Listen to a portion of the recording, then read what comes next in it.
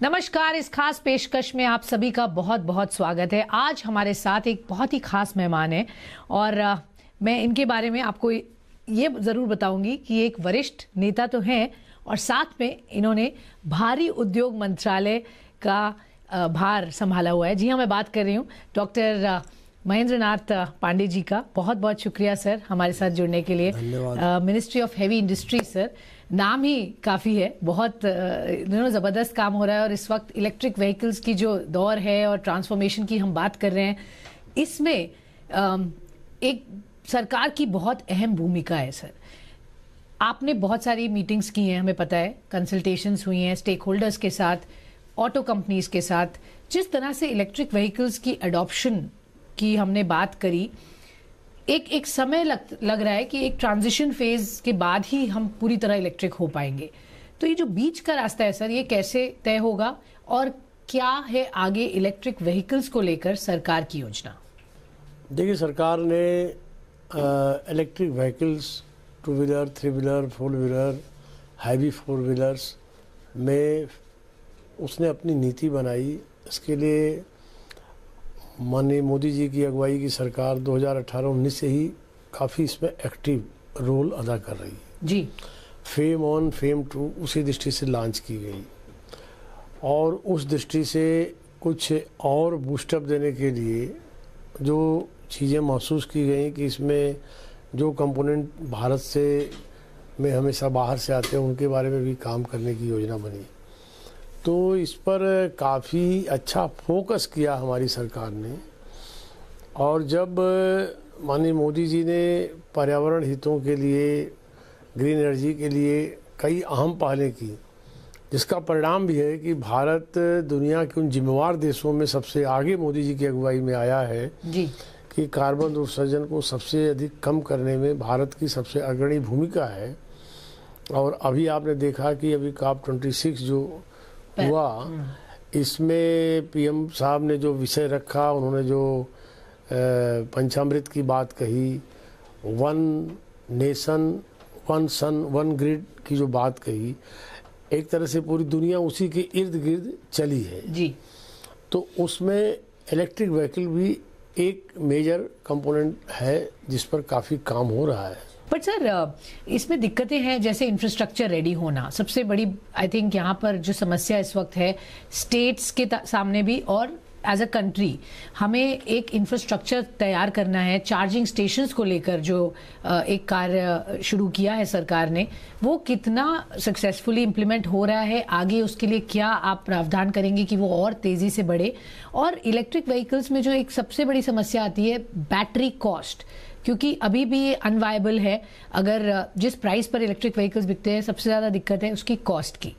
उसको कैसे कम किया जाए जिससे मास अडॉप्शन हो? तो इन दो पहलुओं पर सरकार क्या कर रही है?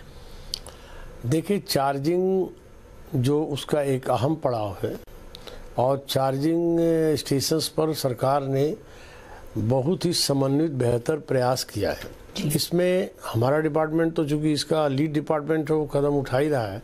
साथ में हम लोग पावर मिनिस्ट्री के संग और शहरी आवास विकास मंत्रालय के संग, जैसे शहरी विकास मंत्रालय से ये जियो जारी हो गया जी कि वे लोग घरों में भी अपने टू व्हीलर्स, अपने यदि अपना फोर व्हीलर उन्होंने परचेज किया है तो उसके लिए चार्जिंग लगा सकते हैं, परमिसेबल हो गया।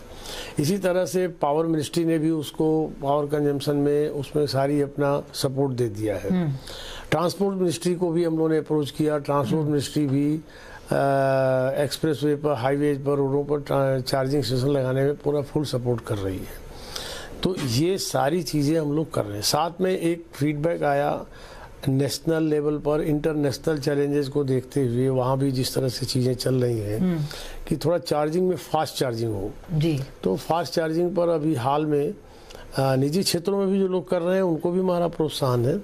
हाल में हमने हमारा जो auto research association of India है, हमारे डिपार्टमेंट से जुड़ी एक ऑटोनॉमस संस्था 62 से स्थापित और ऑटो फील्ड की सबसे प्रामाणिक संस्था पुणे में है, उसको हमने निर्देश दिया कि भाई आप इस पर पहल करें। ARAI को तो ARAI पुणे ने काम शुरू कर दिया और उन्होंने एक प्रोटोटाइप तैयार कर दिया। अभी एक व्हीकल, एक सेटअप तैयार किया और इस रिसर्च में वो बड़ी फास्ट जा रहे हैं। उनकी कोशिश है कि दिसंबर 2022 तक हम फास्ट चार्जिंग का पूरा सेटअप कंट्री के लिए मार्केट में पब्लिक डोमेन में अवेलेबल कर दें। हमारी कोशिश है कि वो 2-3 महीने और पहले हो जाए। तो ये फास्ट चार्जिंग एक बड़ा सेगमेंट है इसका, उससे बहुत जनता अपना, आज समय की कीमत, हर आदमी तेजी से फास्ट भाग रहा है। तो ये इस दिशा में हम लोग काफ़ी काम कर रहे हैं। आपने इससे जुड़ा एक और विषय कुछ रखा था, कॉस्ट, बैटरी कॉस्ट का। तो बैटरी कॉस्ट पर आपको बताऊं, देखिए इसको 2 तरीके से सोचते हैं। हम जो स्कीमें लॉन्च कर रहे हैं, फेम 1 फेम 2 में जो सपोर्ट हमने दिया है 2 व्हीलर्स 3 व्हीलर्स के, और जो वाणिज्यिक प्रयोग में 4 व्हीलर्स हैं, वो इसी सपोर्ट के लिए है कि वो जो महंगापन है वो आईसीई इंजन के तुलना में, उस महंगेपन को लेवल पर लाने के लिए, खरीदार को लेवल पर लाने के लिए हमें सपोर्ट दे रहे हैं।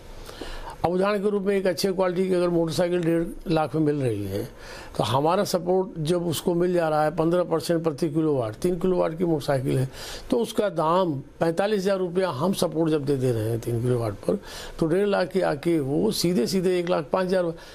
और इसी नाते से PLI लॉन्च की गई है बैटरी की दृष्टि से भी, कि उससे PLI जो हम लोगों ने बैटरी की दृष्टि से 18,100 करोड़ रुपए की परियोजना लॉन्च की, जिसका RFP फ्लोट हो गया, बिडर्स उसमें आ गए, और एडवांस केमिस्ट्री सेल यानी बैटरी ACC में आ गए उसमें, और काफी अच्छा रिस्पांस गया है। तो आपको अच्छा रिस्पांस मिल रहा है, आप कह रहे हैं। और ये स्कीम सर, इसमें कब तक आप अनाउंस करेंगे जो प्रोस्पेक्टिव बिडर्स हैं?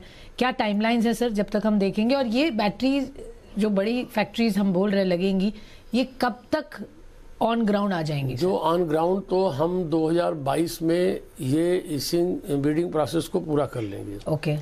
तो बिडिंग प्रोसेस पब्लिक डोमेन में लॉन्च हो गया है, उसमें लोग एंटरटेन करना शुरू कर दिए जी, और रिस्पांस उसका बहुत अच्छा आया है। सर, इन्वेस्टमेंट्स इस सेक्टर में, और स्पेशली PLI स्कीम की आपने बात की, हमने ऑटोमेटिव, अगर हम टोटल देखें, ड्रोन, ऑटो कंपोनेंट्स, OEMs, इनके लिए जो सरकार ने PLI स्कीम के अनाउंसमेंट किए, उस पर अब नेक्स्ट स्टेप्स क्या होंगे सर? कब तक हम देखेंगे अवार्डिंग और RFP वगैरह खुले?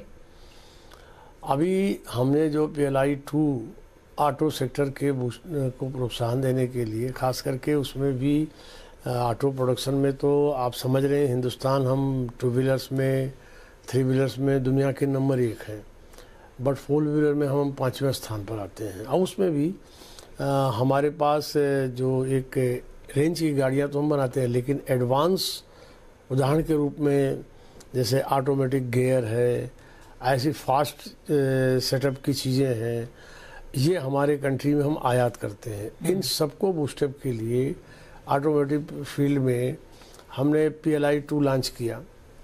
करीब 25,938 करोड़ की ये स्कीम हमारी लॉन्च हो गई है। इसके लिए भी प्रक्रियाएं तेजी से OEM के लिए और ऑटो कंपोनेंट दोनों सेगमेंट के लिए इसमें प्रावधान किए गए हैं। अभी प्री बिडिंग मीटिंग इसकी हुई है, और इसके भी सारे सेटअप भारी उद्योग मंत्रालय ने तैयार करके सारा लॉन्चिंग सेटअप उसका तैयार कर दिया। प्री बिडिंग मीटिंग जो हुई थी, जो हमने इसमें लॉन्च की, उसमें 20 बड़े देश और विदेश की अच्छे इसमें पार्टियों ने अपने को योगदान दिया, और अच्छा रिस्पांस आया है। बिल्कुल। और हम देख रहे हैं कई ग्लोबल प्लेयर्स भी इंडिया को देख रहे हैं as a manufacturing hub. Already कईयों ने तो अनाउंस भी किए हैं प्लान्स पिछले कई सालों में, बट अब नए प्लेयर्स जैसे कि टेस्ला, उन्होंने भी कहा है कि वो भारत में आना चाहते हैं। कुछ सर वहाँ पर कोई डेवलपमेंट्स हैं? क्योंकि वो पूरे विश्व को एक मैसेज देगा, बहुत स्ट्रॉन्ग मैसेज, कि India is a good destination to come and invest. सबका वेलकम है। टेस्ला ने भी अप्रोच किया है। टेस्ला के जो अप्रोच है उसको इंटरडिसिप्लिनरी जो डिपार्टमेंट में उसके अप्रोच है, उसके आग्रह पर इंटरडिसिप्लिनरी कंसिडरेशन चल रहा है जी, भारतीय प्रावधानों के तहत उस पर विचार की प्रक्रिया में है। बिल्कुल सर, अगर हम बात करें ड्रोन कंपनीज, वहाँ पर भी PLI स्कीम लॉन्च हुई थी, वहाँ कैसे आगे फोकस है, क्योंकि आगे टेक्नोलॉजी का बहुत बड़ा प्ले होने वाला है और ड्रोन टेक्नोलॉजी तो बहुत देश भी अडॉप्ट कर रहे हैं, इंडिया भी उसमें आगे आने की कोशिश कर रही है, तो क्या वहाँ के और कुछ प्लान्स जो सरकार ने बनाए हैं? हमारे नेता माननीय मोदी जी की निगाह हर चीज़ों पर रहती है। ड्रोन टेक्नोलॉजी पर भी इसी PLI 2 का जो बजटरी सपोर्ट दिया गया उसमें 120 करोड़ रुपए का प्रावधान, यद्यपि उसको नागरिक उड्डयन मंत्रालय उसको मॉनिटर करेगा, उसको देखेगा, लेकिन हमारे मंत्रालय के PLI से ही उसे प्लस करके उसको भी बजटरी सपोर्ट दिया गया है। एक और स्पेस जहां आप ऑफ कोर्स बहुत ज़्यादा फोकस कर रहे हो, कैपिटल गुड्स, और यहाँ हैवी मशीनरी जो बने भारत में, उस पर आगे क्या योजनाएं हैं सरकार की तरफ से, किस तरीके के सपोर्ट मिलेगा इस सेक्टर को? और एक बड़ी कंपनी इस स्पेस में BHEL सर, उसकी रोल और भूमिका क्या होगी? देखिए, BHEL जहाँ तक है, मैंने अभी हाल में इस मंत्रालय में आने के बाद से इसमें 2-3 अहम चीज़ें BHEL में जो मैंने फील किया उस दिशा में आगे बढ़ाया हूँ। जैसे यहाँ का प्रोजेक्ट मैनेजमेंट सिस्टम सेंट्रलाइज ज़्यादा था, उसे डिसेंट्रलाइजेशन की तरफ नीचे प्रोजेक्ट लेवल पर ही डिसीजन मेकिंग सेटअप मैंने अब तैयार कराया, उस दिशा में काम हो रहा। BHEL में हमारे पास बहुत ही अच्छे इंजीनियर्स हैं, बड़ी अच्छी उसकी कैपेबिलिटी है, उसको नए नए फील्ड में काम करने के लिए प्रेरित किया जा रहा है कि आप जो ट्रेडिशनली जितना करते थे उसके अलावा भी और फील्ड चल, जैसे उन्होंने अभी कोयले से मेथनॉल बनाने का एक बड़ा अच्छा उन्होंने काम उनकी R&D विंग जो हैदराबाद ने तैयार किया है, निश्चित तौर से आगे वो तेज़ी से उस पर बढ़ेंगे, एक कंट्री के लिए बड़ा योगदान होगा।